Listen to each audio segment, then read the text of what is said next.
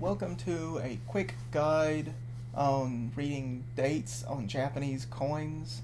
And part two, I decided to split them up because it was getting a little long for one video. We'll look at some coins themselves, but this is just the dates. I happen to know a little bit about coins and a little bit about the Japanese language, so this is kind of a little niche crossover area. Gotten a few questions about it. Easiest just to make a video and try to explain things a bit. This is just an opening image for a thumbnail, basically.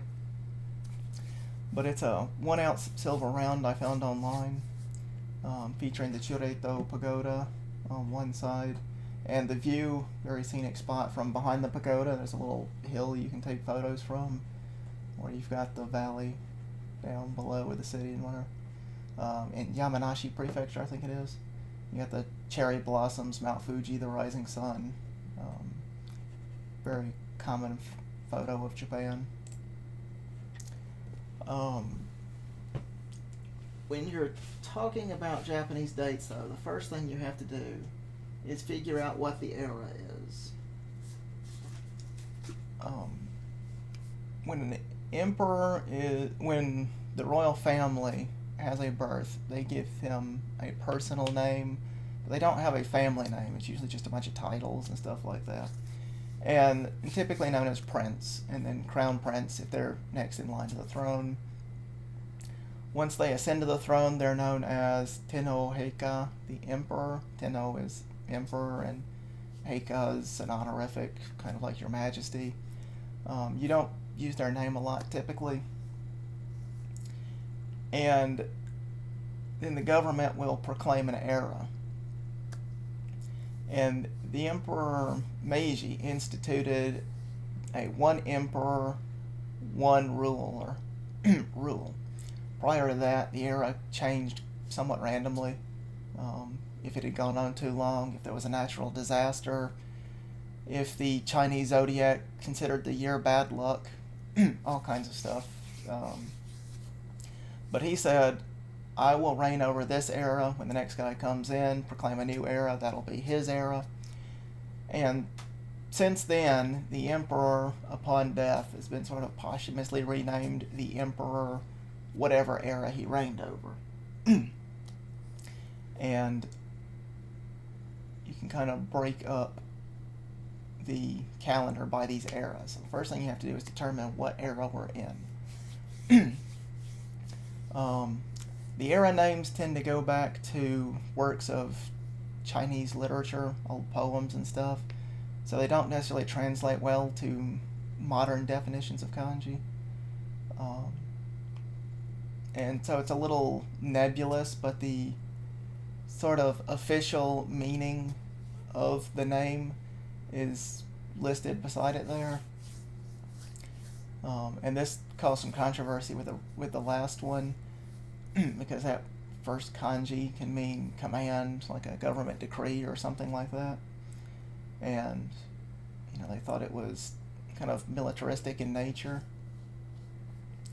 And some people weren't big fans of it because of that. But I think the important thing here is this is the first era name of these, at least, that was exclusively based on a Japanese text. But starting with the oldest here, we have the Emperor Mutsuhito, who better known by the name of the Emperor Meiji. Then his son Yoshihito became the short-lived Emperor Taisho. I think he had some health issues and didn't do terribly well. Had a bit of a regent later in life that kind of handled stuff for him. Then the infamous Hirohito, which is why he's known Hirohito to most of the West. It was the study of World War II. But in Japan, he's typically referred to as the Emperor Showa. So if you ever hear that, it's the same guy. Then Akihito, who's, I guess, like outgoing emperor. He's abdicated the throne, but he won't technically be known as the Emperor Heisei until his death. And then his son Naruhito will eventually be known as the Emperor Reiwa, which is the current year. And Reiwa's only child is Princess Aiko. There's been talk about allowing her to ascend to the throne. There have been empresses in the past. I don't know how serious those are. It doesn't seem to be making too much headway. So as far as I know, next in line would be Reiwa's younger brother, Fumihito. And the other thing to note here is that emperors typically don't die on December 31st. So the last year of Meiji and the first year of Taisho both sort of overlap with the year 1912. And I know with 2019 there are stuff that, including coins, that have the final year of Heisei and some that have the first year of Reiwa on them.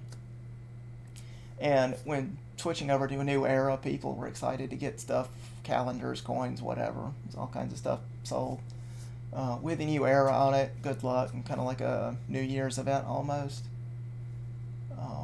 So coins with Reiwa 1 were minted in extremely high numbers, whereas the final year of Heisei is definitely lower mintage.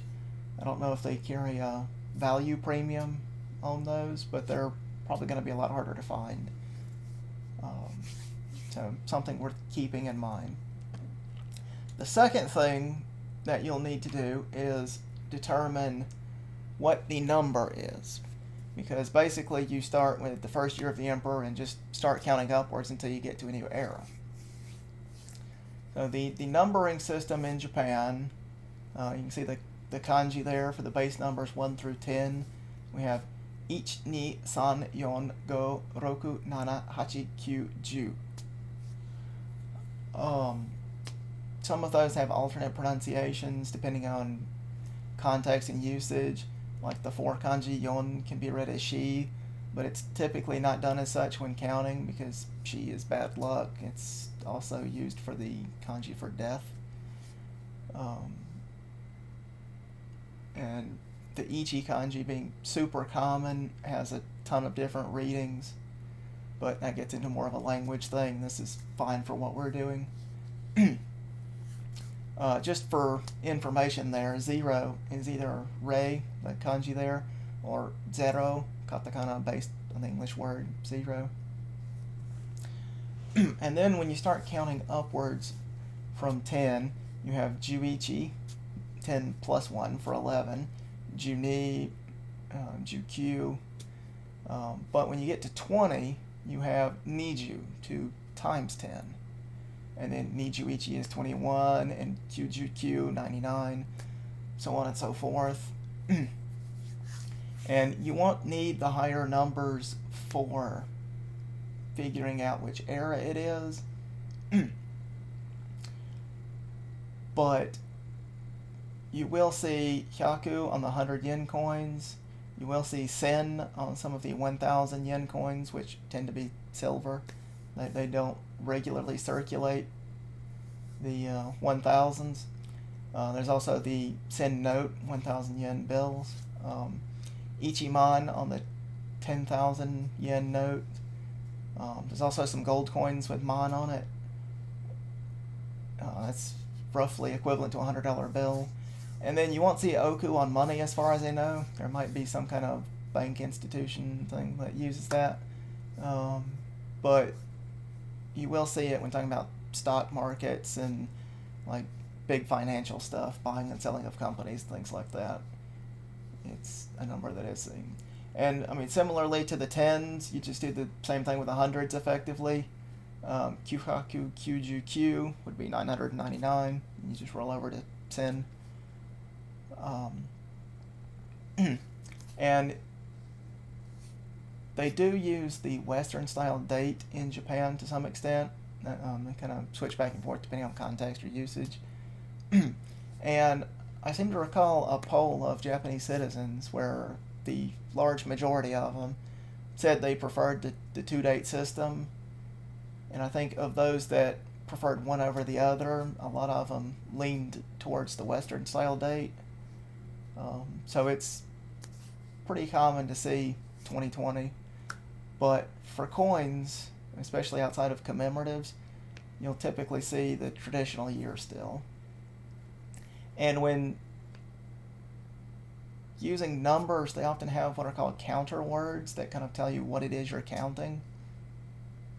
And so the years will often be followed, sometimes even Western style years, will often be followed with a nin kanji, toshi when used by itself to describe a year.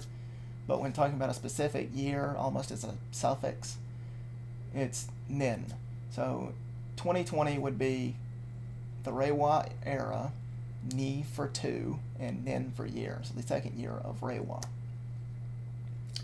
And the biggest number you're going to see in Japanese dates is Showa Rokujuyon nin, so 64, the 64th year of Showa. It's going to be the largest you'll need for the years, so far at least. The lone exception to this is the first year of an era, where instead of ichi for 1 year, it uses the moto or gan kanji. That means the beginning or origin of something. You'll sometimes see it if a sumo wrestler or musical act or something changes their name, and they'll put in parentheses moto whatever their old name was, because that's the origin of the current person, I guess. But in this case, for the first year, it would be Reiwa Ganen, the first or beginning year of Reiwa, rather than 1 year. That's really the only variance there. One other thing to note, though, Japanese is traditionally written in vertical columns, top to bottom, with the columns going right to left. So on a lot of older coins, the dates will go right to left in sort of a clockwise fashion. But on modern stuff, which is generally 1955 to present, American influence post-World War II, with military stuff and especially Hollywood and things like that, and a little bit with the internet in more modern times, it's become more common to see it written left to right in rows like you would with English, and the modern coins will have it left to right. And then I'll put a Imgur link down in the comments to like a quick cheat sheet you can save or print out or whatever that will explain all of this. It can be used to kind of look it up. But from there, once you figure out what year it is, you just do a little math, or you can look up like a conversion thing online where it'll say list all of the dates and years. But hopefully that'll get you enough to figure out what the year is. And in the second video, which I'll also link below, we'll go over some examples of coins and some other things you may find on the coins and just interesting trivia facts.